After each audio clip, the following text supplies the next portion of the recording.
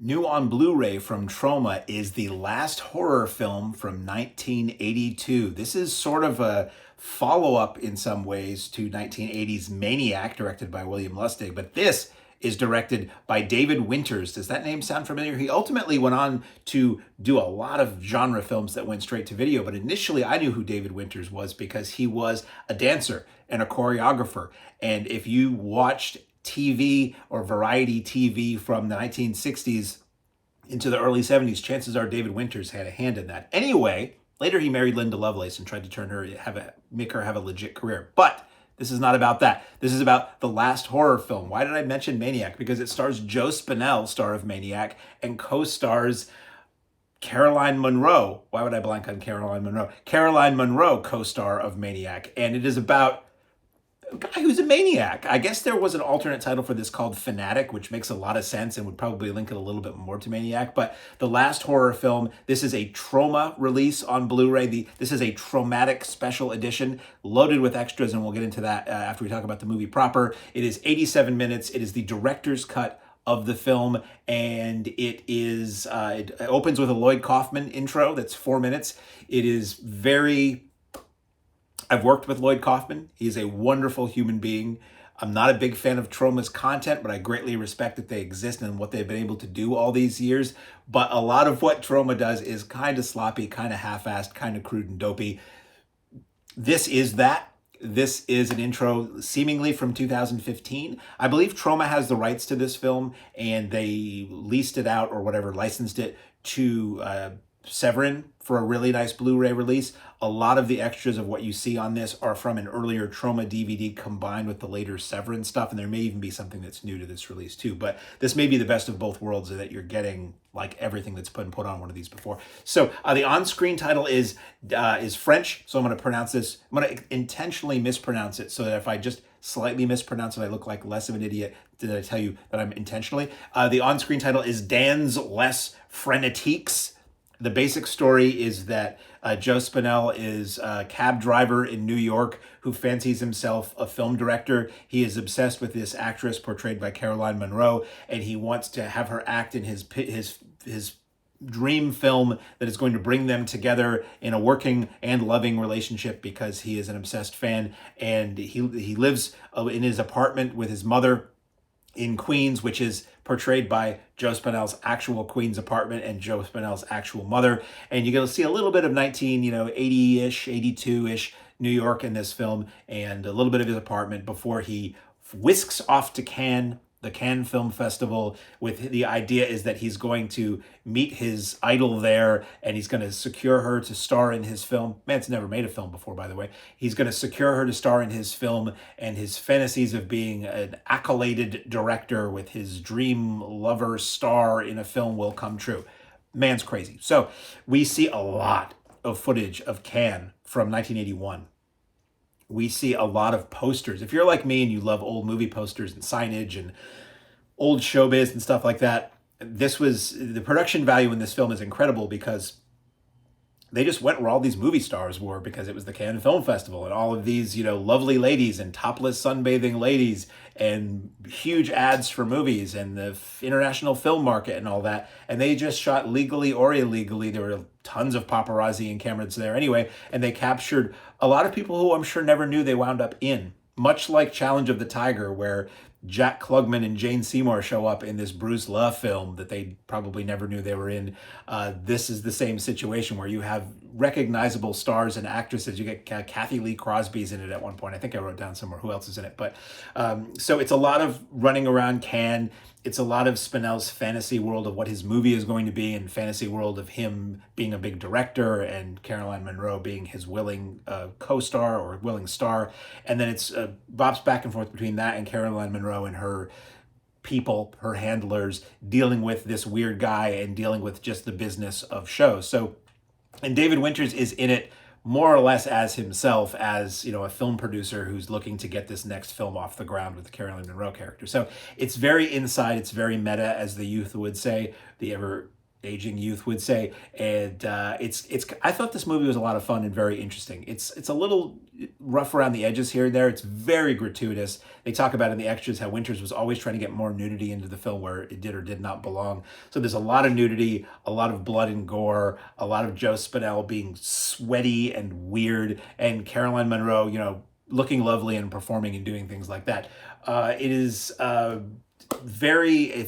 me, it was cool to see. Being a huge Bond fan, my favorite Bond film being For Your Eyes Only from 1981, the hotel that this film was primarily set in had this huge, if you know the For Your Eyes Only poster, you're looking through the legs of a woman from behind and Bond is holding a gun pointing at her. The giant cutout poster for Your Eyes Only was the entrance to this hotel. So you had to walk between the legs of this woman to go in and out. So repeatedly you're seeing this For Your Eyes Only imagery there. It was, the soundtrack is odd. I mean, it's a very entertaining soundtrack. A lot of strangely upbeat tunes on the soundtrack for a film about a guy who's just crazy and, committing murder and things like that. Maybe it's made to contrast we'll give it the benefit of the doubt. Maybe the upbeat songs were to get into his mindset of he's a great guy and he's a success and everything's happy and great despite the fact that he's staying in a Fleabag hotel room above a kind of shady movie theater and stalking someone. In his mind, he's a great director with the long white scarf and the cigarette holder and the glasses and the wide brimmed hat, and he's going to be great. The transfer on this looks great. It looks very sharp. The color is great, very good. What's interesting on the soundtrack too, at least on the cover of the disc, it says featuring the music of Depeche Mode. It doesn't. I kept thinking, it's going to be all Depeche Mode music. No. It has one song in it that is Depeche Mode or Depeche Mode related. So I guess if you can say featuring the music of Depeche Mode on the cover, it will make the buyer think, they did the whole soundtrack, when in reality, it features the music of Depeche Mode for 25, 30 seconds at one point in the film. It's unintentionally funny at times. It is, as I said, loaded with nudity, very disjointed, but I thought it was a heck of a lot of fun. If you're looking for an early 80s slasher movie that's very movie-centric, that is probably something you haven't seen. It's a film I remember hearing about for years. I remember the image of the video cover, but it was never rentable anywhere where I lived. I remember seeing an image from it in some Cinefantastique or Starlog or some magazine I had as a kid, but it never came across my doorstep until just really the last few years, despite it apparently having been out on DVD at least for a decade at this point. Special features, again, most of these I believe came from the now out of print Severin Blu-ray, which was the Blu-ray and a 4K. So I think what you would get, the edge the Severin release would have over this one is that it has the 4K included in it, but otherwise I think you're pretty much getting almost exactly the same thing, just it's newly authored and all of that. You get a commentary by Joe Spinell's best friend, Luke Walter, which is very interesting and very honest. You get a commentary by Caroline Munro and Fright Fest Alan Jones. That's great, and she has a lot of recall about the film and what she was willing to do and how she feels about it, honestly. Like some things she was not thrilled with that wound up in the film that she didn't know would be when they were making it. You get a new commentary by Luke Walter, so it's another talk with Spinell's friend that I don't recall covering a lot of the same ground as the other commentary, which is great.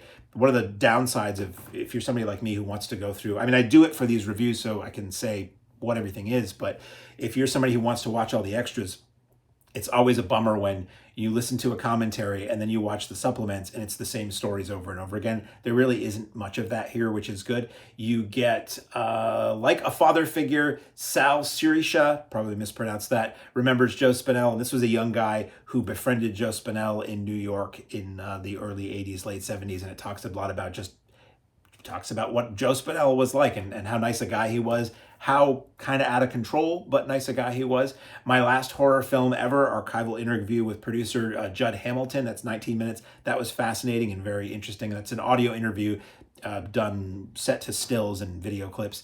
You get the last horror film New York in Cannes location visit, 14 minutes with Mike Gingold, my close personal friend Mike Gingold. It's very funny how often I will pop in a disc and suddenly it's like, hey, it's Mike on my TV. I love these location retrospectives that they do, where they take cameras out and they try to reframe shots as close as possible to the old film, and they'll show you, a shot from the film, and then they'll show you video of that the exact spot looks like now. It's always interesting to see how much things change, what things become, sometimes how very disreputable things become very reputable things, and sometimes vice versa. So that Mike Gingold and his crew did the New York City stuff, and then I believe it was the head of Severin did Cannes because he was over there for business, so shot a lot of the same places. He sort of takes over narration from there too. And then we have Mr. Robbie, which this has been out in various forms over the years. It is a short film by Buddy Giovinazzo, sorry, buddy, who did Combat Shock starring Joe Spinell. It's 8 minutes long. It looks like it's probably a 16 millimeter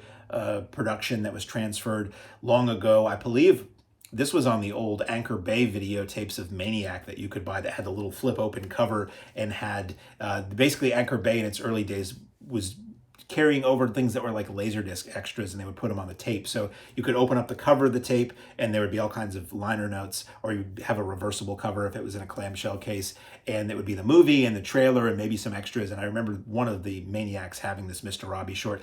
It's basically, somebody at one point referred to it as Maniac 2, Mr. Robbie. It looks like it's Spinell, again, as a weird, creepy, sweaty guy in New York who is maybe a kid's TV show host who gets letters from the kids writing in, and he gets a letter basically talking about a kid who's being abused, and he decides to go and take out the abuser. So it fits in with Maniac, it fits in with Last Horror Film, and maybe it's more of a noble thing in that it's Spinell as a character who's avenging bad behavior rather than a character who's just engaging solely in bad behavior. You get theatrical trailers. These are two under the Fanatic title that are both, one is 32 seconds, one is 31 seconds. They feel a little newer, and one is for the Last Horror Film, 57 seconds, and that is a newly made promo basically for this film. So none of these are for vintage.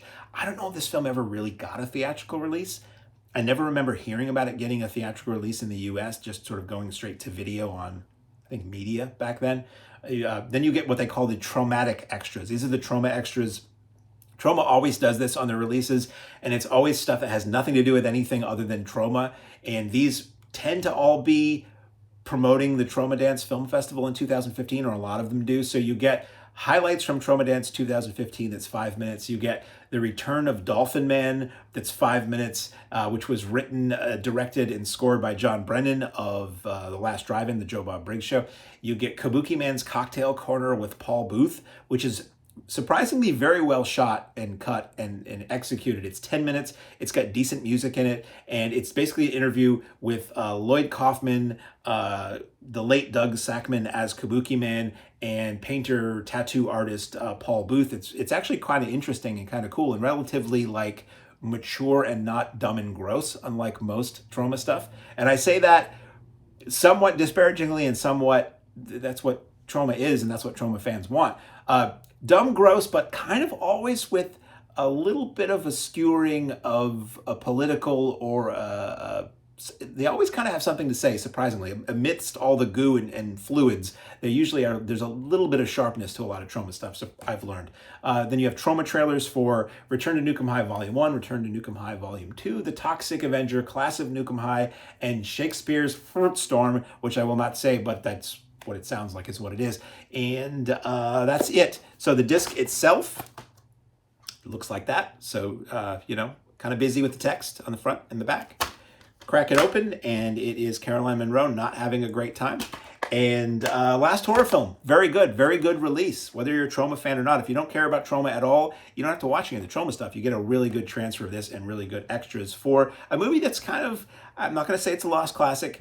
I'm not going to use the U word that everybody online discovered a few years ago, but it is a movie that not a lot of people probably have seen, and it is worth looking at. So on Blu-ray from Troma, The Last Horror Film.